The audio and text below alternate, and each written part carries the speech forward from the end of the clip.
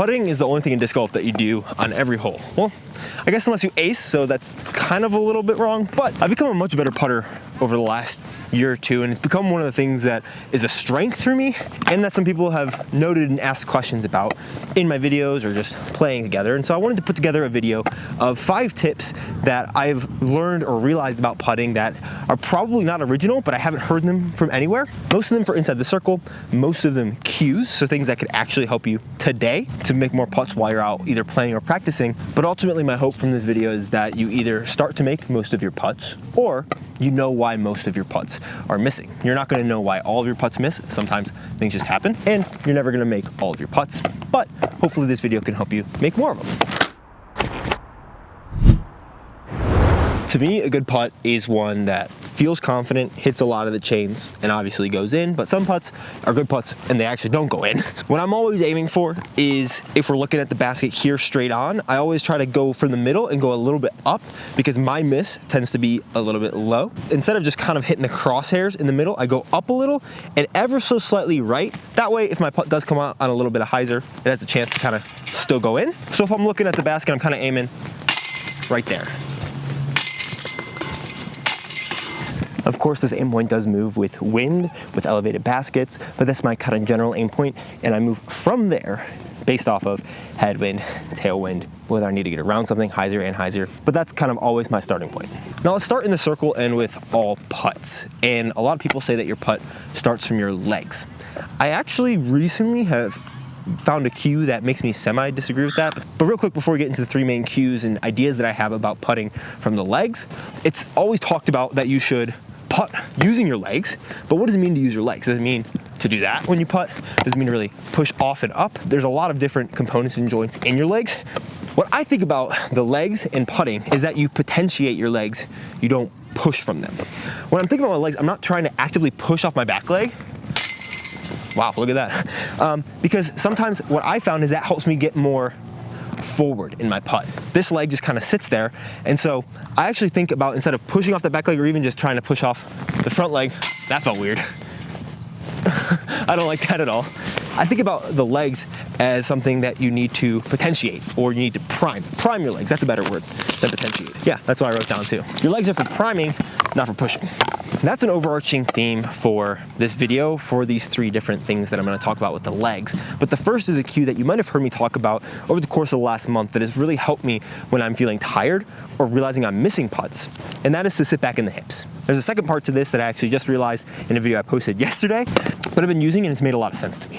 Sitting into the hips is important because if you are pushing off the back leg, if your hips are a little more forward, then if you push off the back leg, it does kind of just treat it as a pendulum, and your body is kind of on an arc, and you're gonna have your putt go down, and so you might need to compensate by putting it more nose up, which can be fine, and that works for a lot of people. And putting is one of those things that is hyper specific.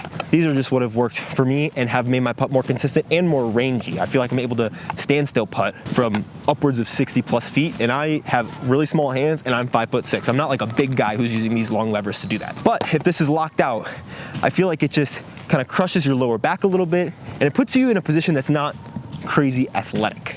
Instead, what I think of is sitting into the hips.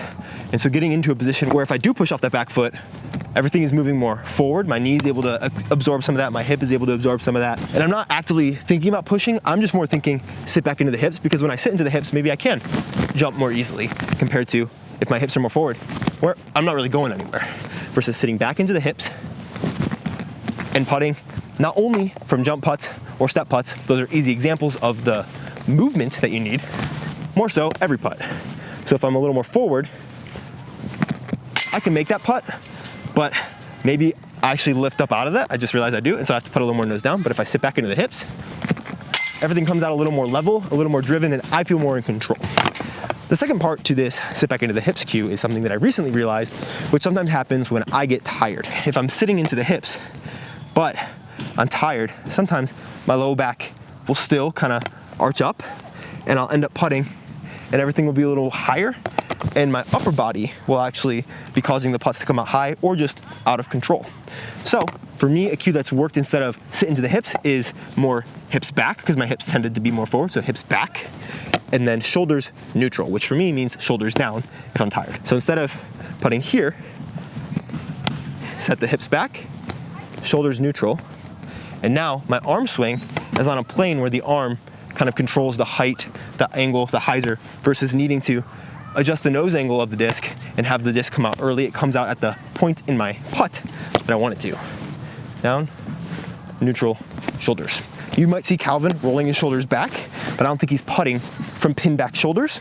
And this is more to get your shoulders neutral. He's still putting with neutral shoulders. Maybe you're a little too down in your putt and you're having to pop the nose up. Then neutral shoulders is shoulders up.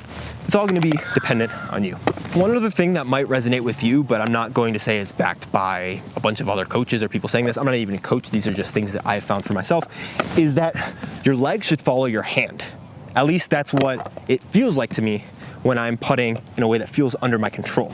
I think it's easy to say that you putt from your legs, which you do, and I think that that is actually the sequence of things that's happening, but what it feels like to me is that my hand is leading my legs. And I think a part of that is because I am priming my legs. I'm not actively just thinking about nothing and then pushing. I'm thinking about putting my legs in a position where they're primed to move, and so they'll just automatically push. And so when they're in that position, what I'm thinking about is not pushing first, because that moves my whole upper body forward too early, in my opinion. Instead, what I think about actually is my hand first. Hand first, and I don't think my hand is actually going first. I'm gonna try a couple putts going this way. I'm about 15, 20 feet from the basket, so you can see what I'm talking about. Maybe. The feel that I feel when I'm putting here, I'm kind of down, everything is set, and then I feel like my hand is going first, and my legs are following the hand instead of pushing. Like, that feels weird. It went in, the push isn't bad, but I feel more in control when I do that. It does feel a touch poppier when I pushed the first time, but that third putt, I was again still thinking about hand first, and then the legs followed, and it felt controlled, powerful, and a good pace. Not too fast, not too slow. I think this also can work for some longer putts, but here I'm actually gonna aim my body a little bit more right, touch more anhyzer because these are stable putters, and just think about hand first after priming the lower body.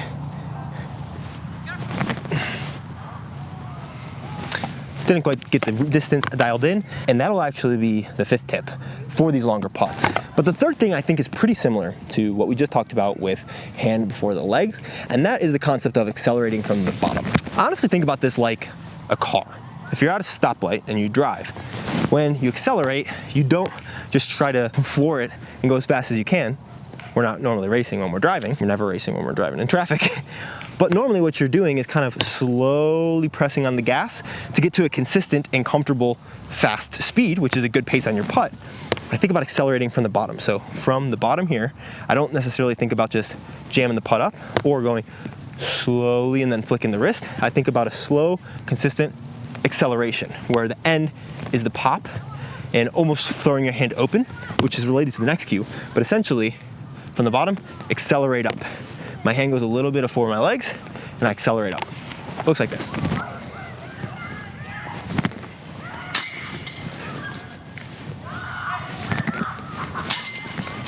Height's good. Got a little nervous. I was teaching, so I missed that putt. And that was my little hyzer miss, which is perfect because I was watching Anthony Barella putt. And the way that he putts, I was trying it in my basement a little bit, and it was really changing how I think about putting, and it's something I have not been good about in putting into my putting form. I still honestly have a little bit of a finish of Gannon's putt where it's a little bit more down and forward. But when you watch AB putt, it's not quite an Isaac Robinson where it comes from the bottom and like finger pops up.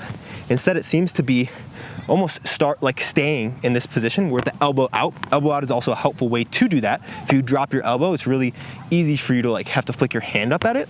But if he keeps his elbow out, he finishes his putt a little, it's not like just directly flat because I think it come out low. It's kind of up and flat. It's this motion. When I've done it well, it's been a fix to my hyzer putt, and you just saw both of those come out on hyzer.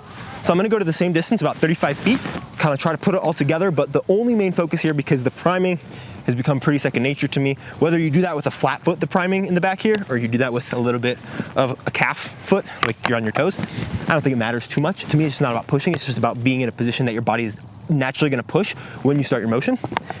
But here I'm gonna focus on not even just forward, but more almost rolling it, almost like just like your hands here and you gotta slap someone straight across their face, which is not nice to do, by the way.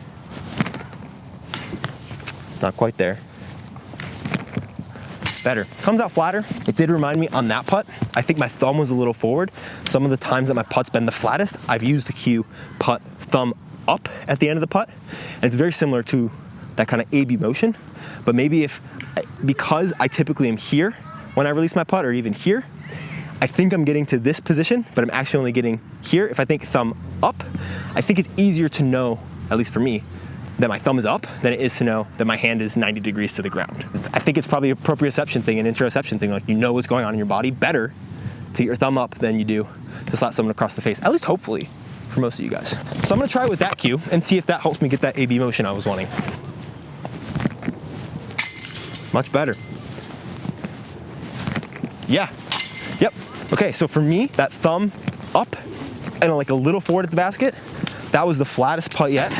It's been a long day of filming, and I was actually just in some cold water trying to retrieve a disc, so my body's not the most warm, but that thumb up with all these other cues has been really nice. And the last idea that I have to talk to you guys about is going into circle 2. All these ideas I think fit together, and they're all kind of how I build my putt and the different cues that I use at different times to fix things. Like I said at the beginning, I think I make most of my putts. I think it's possible for most people to make most of their putts.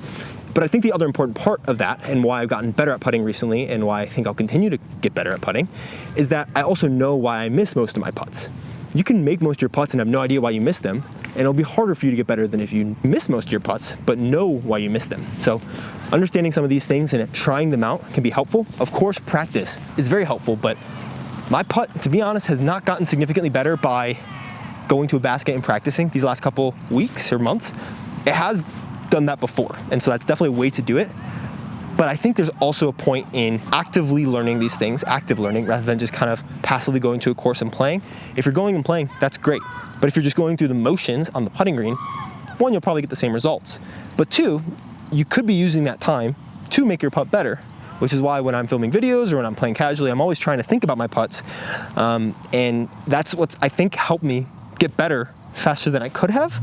Even though, of course, I'm not gonna make all my putts and I'm not the best putter, I'm just better than I used to be, and these have been the things that helped. The last one of which relates to circle 2, but it honestly relates to every type of putt. Circle 2 is just where you most feel it. And this concept, this idea, is that when I'm putting specifically, I'm thinking about getting the disc not forward, not up, but forward and up. I don't know exactly the angle. The ideal angle, I'm gonna close my eyes, I think for me is, that's the angle I wanna release my putt at. So from here to there, 10 degrees, 15 degrees up, neutral to slight nose down angle. That will depend on your nose angle that you prefer to putt at, but I think always forward and up in some capacity, even if you putt nose up. I mean, I can putt nose up from here and still do forward and up. I just change the pace and it goes right in. So I think forward and up is really important. And this super relates to circle 2 because different times of day, different footings, different rounds, you just feel different, your muscles are sore in different ways. Whatever feels like it's going to be the most consistent and easiest way for you to get the disc the right amount of power forward and up is what you should do. Right now, I'm about 75 to 80 feet from that basket. There have been times when what I feel is most consistent to reach that basket is this. That's it. That's the motion. Right now, it's a little later in the day. I'm a little cold. I don't feel like I could even get to the basket, as we saw with the putter sitting just past it, but by the basket over there with that. And if I'm thinking about getting my disc chain high to the basket, I'm not trying to just loft it as high as I can. I'm trying to get that consistent angle of releasing my putt with the right amount of power. And for me from here, this range, typically just edge of circle 2 to just outside, is honestly for me typically a jump putt. Height's all right. Didn't really think about the thumb thing. It's not really a stepper all the time, but there are times when from 35 feet, I need to stand still, otherwise I'm gonna miss it. I need to step putt, otherwise I'm gonna miss it. I need to jump putt, otherwise I'm gonna miss it. I think boxing yourself into being a step putter, a jump putter, a standstill putter, and being stubborn about that, which I was for a while, thinking that the jump putt and step putt were gonna go away, so I just had a standstill putt, or maybe jump putting was illegal or whatever. Like, as long as it's legal still, don't box yourself in. And whatever feels to you like you're gonna get it there the most consistent, probably should be the putt that you do. Sometimes, I mean, that changes day to day. Sometimes the stepper just can't miss. Sometimes the jumper makes 3 from 80 feet in a round. And sometimes if I step putt from 35 feet, there's no chance it's going in. But if I stand still from 0 to 45, it is. Straddle also adds an extra element. But having practiced all those, whether that's through deliberate practice at a basket or just in your rounds, changing it up and seeing what feels good so that you know that you felt making putts from each distance with each style can be really helpful. There's no right way to putt in disc golf. If everything comes out on super hyzer and you swing it in, great. These are the things that have worked for me to make a lot of putts and be consistent about it and feel like if I'm stepping up to a putt, I'm gonna make it. And it feels weirder to me that I don't feel like I'll make it than I do if I'm within 65 or 70 feet, which I think is a level of confidence that a lot of people would like to have on the green. Doesn't mean I always do make it, but again, it means that I know why I miss for the most part. And even out of these distances, I feel like I can give it a good chance. And I'm still dialing in these ranges, especially after 45 feet. I'm still trying to figure that out. And I'm not trying to like go to a basket and kill myself over, oh, I need to figure this out right now. It's like, there will be plenty of time. I'm gonna learn it over time. If I put myself in these situations, if I'm in a practice casual round or I'm filming a video, probably take a couple putts at it in a couple different ways. Maybe a stepper, maybe a jumper. If the jumper feels close, maybe try it again. And the more putts you see drop from these distances, especially the more ways you see them drop, sometimes you're just not gonna feel like jumping. And then you step one from 70 and you make it. And you're like, what the heck, I didn't think I could do that.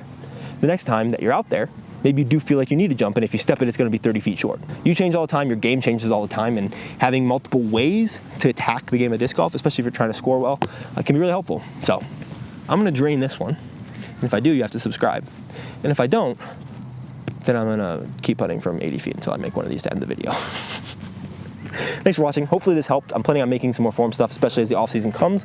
And I feel like even though I'm still learning a lot of these things, I want to share my journey more again because I was trying to feel like I knew everything before I would share it. But these are just my thoughts that have worked for me. Hopefully they can resonate with some of you. If you have any additional good thoughts, put those down in the comments down below. And I will see you guys soon. Today's not a stepper day. Came out too high.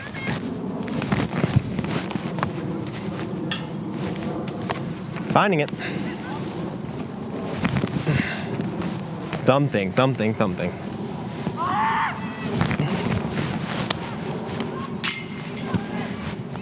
So I guess the stepper can figure it out. More practice, hopefully that's more consistent, but thanks for watching. See you in the next one.